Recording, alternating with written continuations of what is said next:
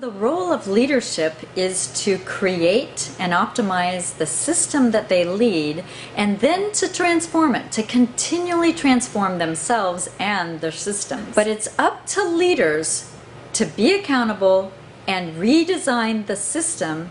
If they want better results, it's up to them to create a new system.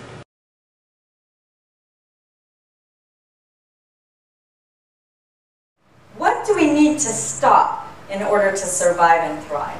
Some companies deserve to go out of business. And if they don't have innovative leadership that are in touch with their customers, it's the difference of being connected with your customer and understanding, what they want and what they need. Survival is not mandatory.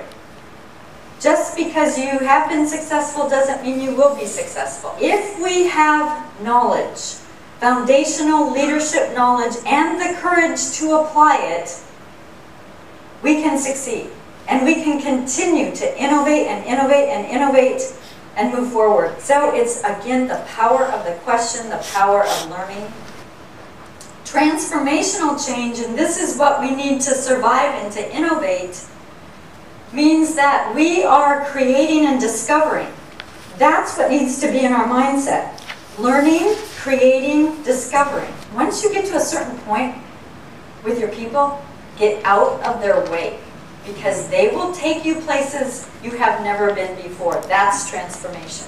Always think in terms of, what are we trying to accomplish together? What direction are we going? Who are we serving? Who's our customer?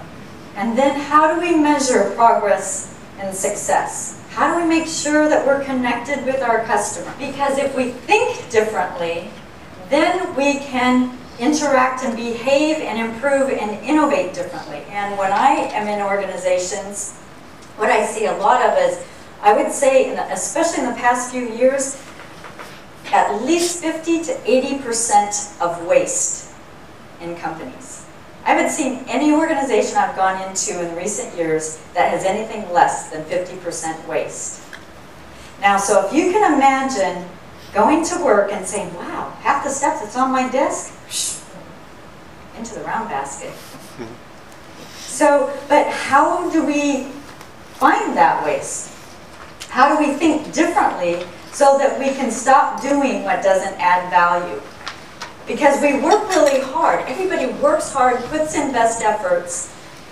And so we need to figure out what is going to make the difference by learning, working, improving, innovating together so that we can accelerate our growth, our happiness, the difference that we make in our organization and our society. So why am I even mentioning these things? Well, 23 out of 24 companies go out of business in America. We have a very high capacity to tolerate inefficiency in America. There was about a month ago, I went to a Churchill Club meeting, and they had a panel of speakers, several company presidents, and by listening to them in over about 40 minutes, I could identify, of the four, which of those organizations probably won't survive.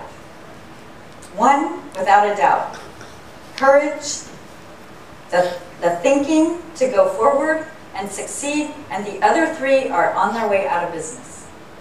You can tell when you listen to executives and leaders, the way that the language they use, the vocabulary they use, you can tell which direction they're going. One company owner had problems with his company. Sales were stagnant at about 30 million. He said to me, I'd like to get it to 35 or 40 million. Can you help? I said, I don't know. Let's take a look. So I began working with them a week a month. We went to 200 million. It was hard work, and it was so accelerating because the employees, once they began to learn the basics about improving and working together and learning together, it was get out of their way, because they learned the basics about first improving, and then I taught them about innovating and They went fast forward. You just couldn't slow them down. And you didn't want to. You wanted to just give them everything they needed to go as far as they could go.